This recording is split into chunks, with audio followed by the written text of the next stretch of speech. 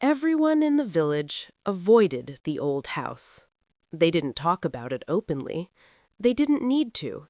Fear lived quietly between them, passed down in looks, whispers, and sudden silences. The house stood at the edge of the village, where the dirt road ended and the forest began.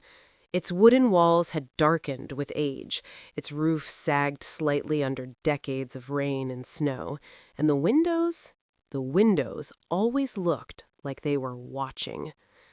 No one remembered when the house was built. No one remembered who owned it first. But everyone remembered this. Old woman Barbara lived there. Barbara had lived in that house for as long as anyone could remember, long before the village had electricity, long before the road was paved, long before many of the villagers were even born. She was kind. That was the strange part. Barbara smiled at everyone. She greeted children softly. She spoke gently, slowly, as if every word mattered. When someone was sick, she left herbs at their door. When a child cried, she knelt down and wiped their tears with trembling hands. And yet, everyone avoided her house. Because kindness doesn't erase fear, and mystery only grows deeper with time. At night, the house changed. Lights would appear in windows no one had ever entered. Shadows moved where no one stood. Sometimes, very late, when the village was silent, people heard the sound of a door opening and closing, but no footsteps followed. Barbara never explained. She never invited anyone inside, and no one ever asked. Barbara woke every morning before the sun rose. Her body was old, but her habits were sharp. She washed her face with cold water, brushed her long white hair, and wrapped herself in the same dark shawl she had worn for years. The mirror reflected a woman marked by time, deep lines, tired eyes, but there was something else behind them. Memory. Some memories never fade. They wait. Barbara moved slowly through the house, touching the walls as she passed, as if counting them. She paused at a closed door in the hallway. That door was always locked. She rested her hand on the wood for a moment, closed her eyes, and whispered softly, "Not today." Then she turned away. Outside, the village was waking. Smoke rose from chimneys, a rooster crowed. Life continued as it always did. But Barbara felt it, that familiar weight in her chest, that quiet pressure in the air. Something was closer than it had been in years. The knock came just after sunset. 3 slow knocks. Barbara froze. No one knocked on her door. Ever. She stood still, listening. The house was silent, but the air felt wrong, thick, heavy like a held breath. The knock came again. Barbara walked to the door, each step careful, measured. She placed her hand on the handle and whispered, "I told you, not yet." She opened the door. A young woman stood outside. She couldn't have been older than 20. Her clothes were dusty, her eyes tired, her hands trembling slightly. She looked relieved and terrified all at once. "I'm sorry. Everyone said not to come here, but I had nowhere else to go." Barbara studied her face. She had seen that look before, long ago.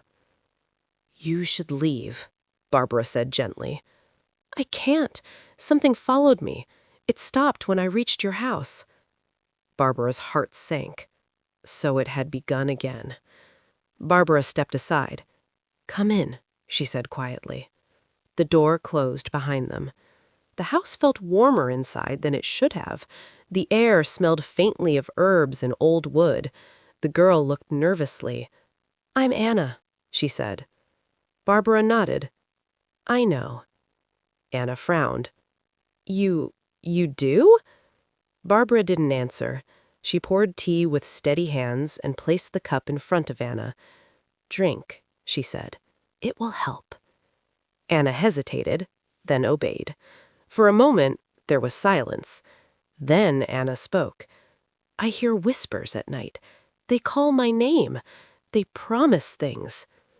Barbara sat across from her, eyes dark. "They always do." Anna looked up sharply. "You believe me?" Barbara nodded slowly. "I have been listening to them for 57 years.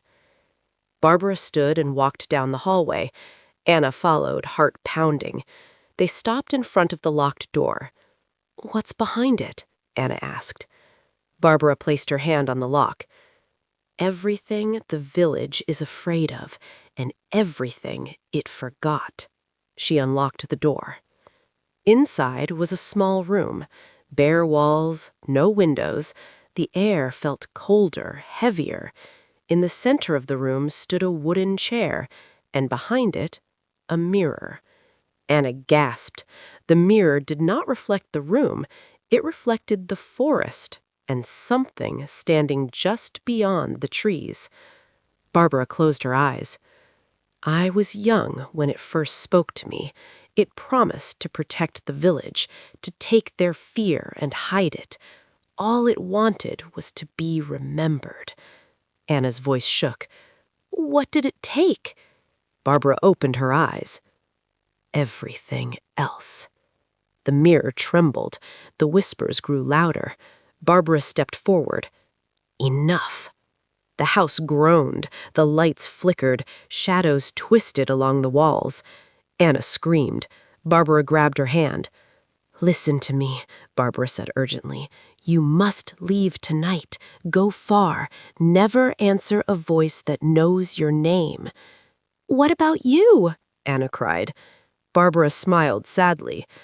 "I already answered." The mirror cracked. A scream echoed through the house, not human, not alive, not dead. Barbara pushed Anna toward the door. "Run!" she said. Anna ran. The house fell silent. Barbara stood alone.